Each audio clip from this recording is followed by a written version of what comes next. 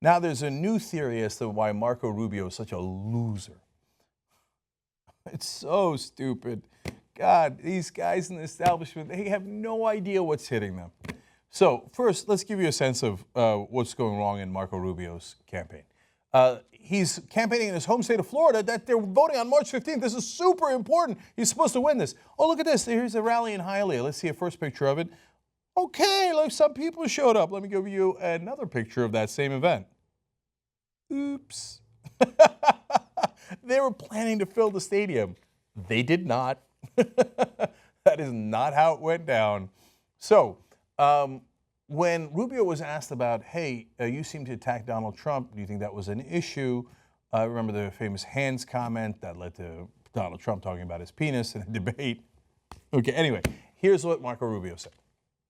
In terms of things that have to do with personal stuff, yeah, you know, at the end of the day, you know, that's not something I'm entirely proud of. My kids were embarrassed by it, and I, you know, if I had to do it again, I wouldn't. Okay, I want to dispel the notion that Marco Rubio's demise had anything to do with those comments. They had nothing to do with those comments. He had already demised. Okay, I'm not sure that's a word. All right. No, so Washington Post, here we go again, with a giant article explaining, Rubio was probably going to win if it wasn't for that ugly turn. So let's quote. Rubio's benefactors were aghast to see their candidate practicing Trump's gutter politics. Everyone went, what? Why are you going down to that level? Looking back, Rubio's supporters see these fateful days as central to his unraveling. Okay, I'm going to show you in numbers in a second why that is not remotely true. You see, though, he wasn't embarrassed because his kids didn't like those comments. He was embarrassed because his donors didn't like those comments. The donors were like, I do declare we can't roll in the mud with Donald Trump. That's not why we gave you millions of dollars. No, the donors, that's all that Marco Rubio does. He works for his donors. That's why he's a robot. Now, look, I know all these politicians take money with obvious two exceptions, right? One great, one not so great. Donald Trump on the Republican side, Bernie Sanders on the Democratic side. But everybody else in between takes money and takes orders and follows those orders. So now these donors were embarrassed that he rolled around in the mud. But don't pretend that's why he's losing. No, you backed the wrong horse. And the whole point is he's losing because he is taking your orders. So more details here. Adam Hasner, Rubio's Florida campaign co-chairman, dismissed the suggestion that Rubio might drop out before the primary. He noted that Rubio plans to attend a series of Florida fundraisers on Friday and would campaign hard across the state. See, that's what I'm saying. They don't get it. They write that without understanding that they missed the whole point. Because the Washington Post is going with this theory that, oh, no, when he turned ugly, that's when he started losing. That's what the whole article is about. No, what are you talking about? Your idea of campaigning hard in Florida is going to a bunch of fundraisers. You just wrote that. And they got it from the Rubio campaign. The Rubio campaign is like, oh, man, we're going to do great in Florida. We're going to a whole bunch of fundraisers. No, but Rubio, that's why you're losing. Because you're an inauthentic politician who's here to serve the donors, and everybody can see right through you. Okay. Miami locals who know Rubio and his family and have supported his campaigns over the years said they blame Rubio's advisors for improperly managing what seemed to them only a few weeks ago like a sure thing. What sure thing? He never won any of those early states. I'm going to give you the numbers on that in a second.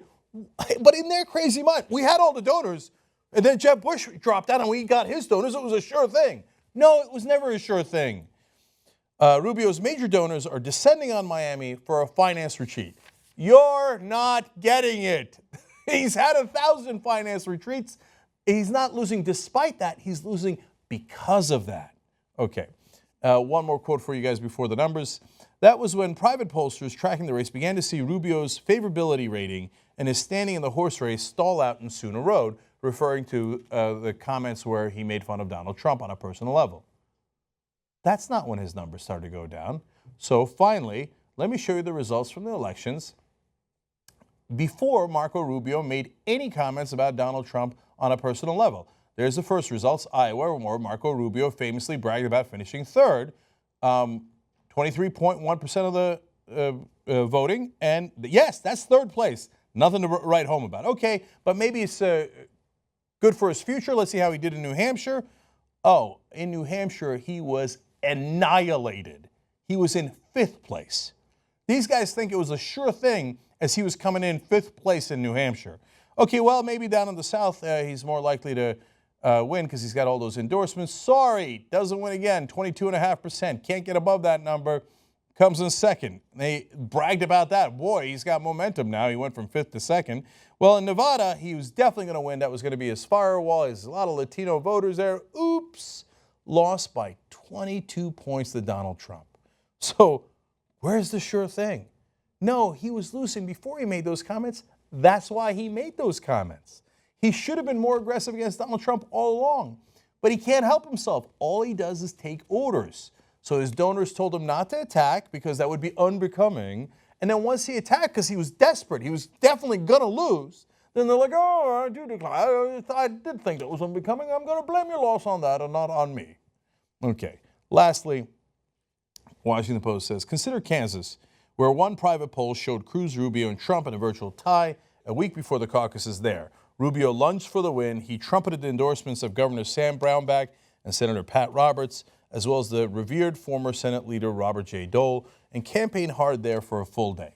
But in last Saturday's voting, Rubio ended up a distant third with 16.7%. Cruz won with nearly half of the vote. Okay, this is the fundamental misunderstanding of the establishment. First of all, the Kansas polling is miserable. You can't tell anything from the polling. Last poll in Kansas had Hillary Clinton winning by 10. Instead, she lost by 35.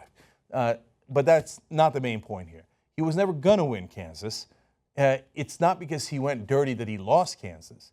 You're saying, I don't get it. He had all the endorsements of the politicians, and he still lost. Exactly. You're not getting it. He lost because he had the endorsement of all those politicians.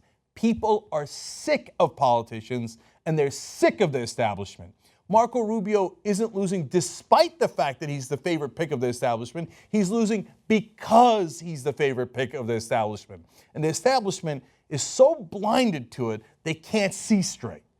That's the reality. Well, it doesn't matter if they see straight or not, because Marco Rubio is going to get annihilated next Tuesday, and then we'll be out of the race.